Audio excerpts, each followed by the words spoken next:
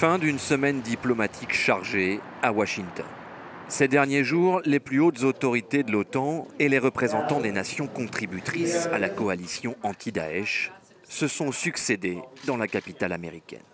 Pour Jean-Yves Le Drian, qui a provoqué la rencontre, la visite a commencé par un bras de fer avec son homologue américain. Il y avait un trouble et une inquiétude au sein de la coalition contre Daesh, qui combat Daesh depuis 2014.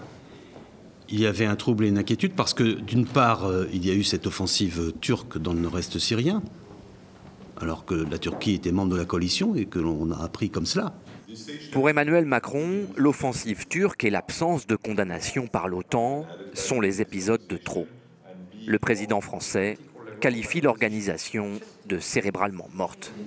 Il ne m'appartient pas de commenter les déclarations du président de la République. Ce que je peux vous dire à mon niveau, c'est que la coopération militaire fonctionne bien. Nous nous employons avec les autorités compétentes du côté de l'Union européenne à renforcer cette coopération, parce que je suis vraiment convaincu que ces deux organisations ne sont pas en compétition, travaillent dans le même sens. Une Union européenne qui s'exprime en tant que puissance militaire devant les organisations internationales pour ne plus subir les décisions américaines. Je suis rassuré parce qu'il y a eu une vraie cohésion.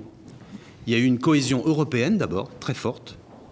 Tous les Européens se sont exprimés de la même manière, puis une cohésion globale, et les États-Unis ont repris leurs responsabilités dans cette coalition dont ils assuraient le leadership. Avant de quitter Washington, la diplomatie française a donc participé au maintien d'un contingent américain au nord de la Syrie. Deux questions demeurent cependant. D'abord, combien d'hommes, mais surtout, pour combien de temps ? En Bolivie.